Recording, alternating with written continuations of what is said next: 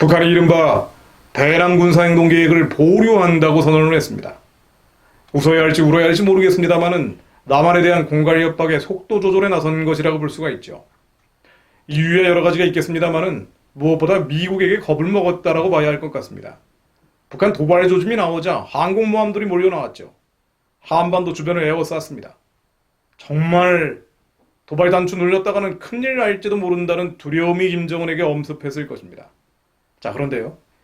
이와 맞물려서 북한 내부의 사정이 심상치 않은 것은 맞는 것 같습니다. 평양 시민들까지 식량 배급이 중단됐다고 하는군요. 이게 도대체 어떤 의미를 가지고 있을까요?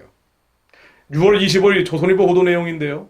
평양 시민들에게 3개월간 배급을 주지 못하고 일부 대도시에서도 아사자가 나오는 등 최악의 경제 상황에 북한이 직면했다라고 보도가 됐습니다.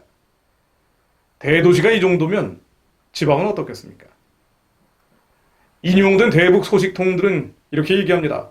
황해도에서 공급되던 수도미, 평양에 공급되던 식량 재고가 떨어졌고 올해 초에 북중 무역이 중단되면서 지난 4월부터 평양 시민들에게 3개월간 배급을 주지 못하는 형편이다 라면서 평양에서는 6월 초부터 코로나가 다시 확산되고 시장이 폐쇄되고 주민들 이동도 통제됐다라고 알렸습니다.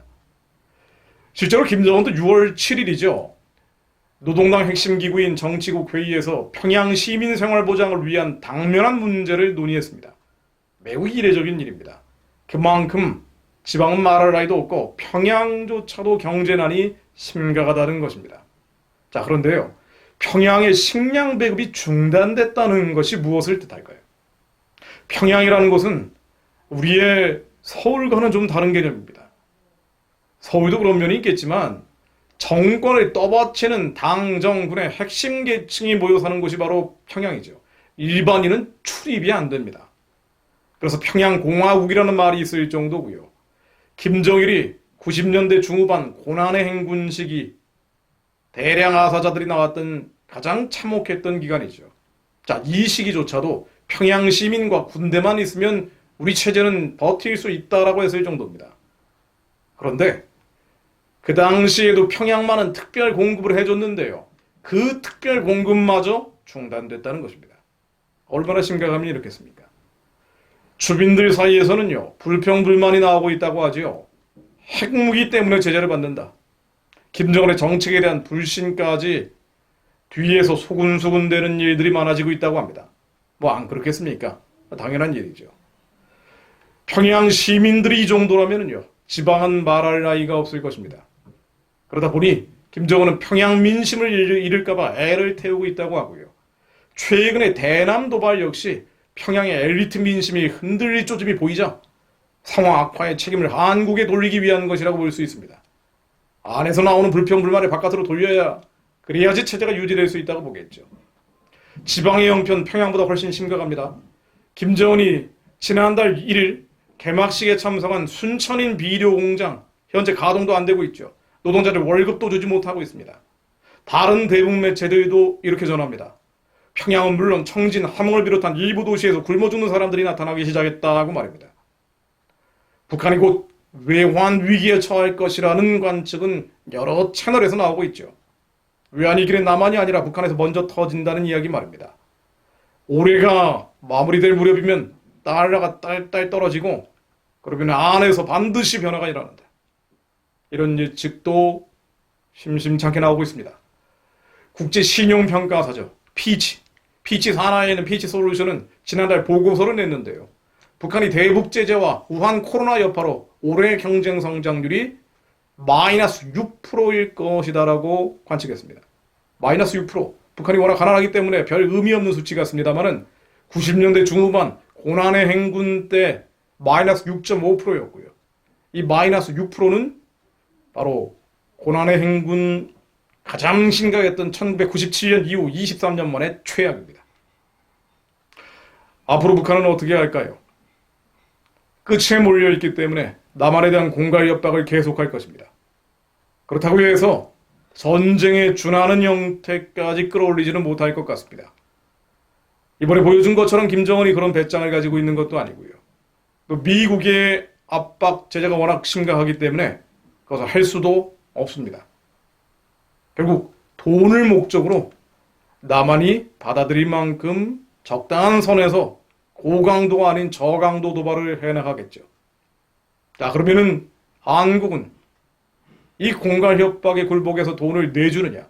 한미동맹은 물론 국제사회에 단절하면서까지 북한에 달러를 내줄 것이냐? 아니면 대북제재가 지속되면서 김정은의 유고 등 북한 내부에 의미 있는 변화가 오느냐? 갈등 상황을 계속 겪을 수밖에 없습니다. 이 팽팽한 줄다리기 상황, 이제 끝까지 온 거죠. 이제 머지 않았습니다. 북한에 문이 열리느냐 아니면 한국에 문도 닫히느냐, 양쪽 극단의 어떤 한쪽으로 결론이 날 수밖에 없는 7막 7장의 마지막 장이 오고 있는 것이라고 볼 수도 있습니다. 이 복잡한 상황을 결론 내려줄 수 있는 유일한 힘은 바로 하나님 한 분뿐입니다. 역사의 주관자이시기 때문이죠. 그리고 역사의 주관자이신 하나님을 감동시킬 우리의 기도입니다. 우리 기도가 역사를 판가름할 결정적인 한 방이 될 수 있다는 이야기입니다. 에베소서 6장 10절에서 13절 말씀으로 마무리합니다. 북한 기도할 때 항상 인용하는 말씀이죠. 우리의 씨름 혈과 육에 대한 것이 아니죠. 정사권세 어둠의 세상 주관자 하늘에 있는 악의 영들, 보이지 않는 것들과의 싸움인데요.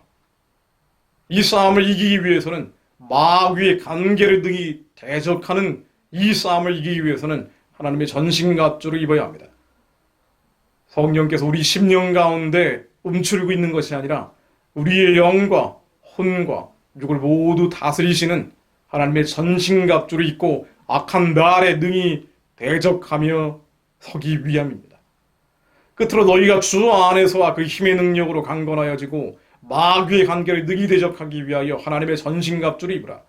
우리의 씨름은 혈과 육을 상대하는 것이 아니요 통치자들과 권세들과 이 어둠의 세상 주관자들과 하늘에 있는 악의 영들을 상대하리라. 그러므로 하나님의 전신갑주를 취하라. 이는 악한 날에 너희가 능히 대적하고 모든 일을 행한 후에 서기 위함이라. 우리 힘과 능은 아무것도 없습니다마는 우리 하나님께 속하였고 또 세상을 이기었나니 우리 안에 계신 이가 세상에 있는 이보다 크십니다. 예수 그리스도 이름으로 명하노니 북한의 어둠과 흑암과 사단의 지는 깨어질지어다. 김일성의 38,000 우상들은, 북한 전역에 세워진 김일성 동상, 김정일 동상들은 이제 예수 그리스도 이름으로 명하노니 깨어져 부서질지어다. 북한을 뒤덮은 공산주의, 사회주의, 주체주의의 악한 영들이 남한까지 몰려오는 이때 이 악한 날에 능히 대적하고 모든 일을 행한 후에 서기 위한 예수의 제자들이 일어나게 하시고 예수 그리스도의 이름으로 기도하며 부르짖는 자들이 북한의 문을 열고 대륙과 초원의 문을 열 수 있도록 하나님 일어나게 하옵소서. 예수 그리스도 이름으로 명하노니 북한의 흑암과 어둠과 사단의 신은 깨어질지어다. 주체 사상의 진, 거짓과 속임을 무기로 삼는 이 더럽고 악하고 추한 어둠의 진들, 흑암의 진은 예수 그리스도 이름으로 명하노니 다 깨어질지어다. 2,500만 북한 동족들 속히 구원받게 하시고 하나님, 남한 국민들이 거짓과 미혹에서 깨어나 진정으로 하나님이 기뻐하시고 선하신 뜻 이루어가며 우리의 남은 일생 주님께 영광 돌리며 살 수 있도록 길을 열어주옵소서. 이제 멀지 않았습니다. 주님, 그 일이 속히 이루어지게 하옵소서. 예수 그리스도 이름으로 기도했습니다. 아멘.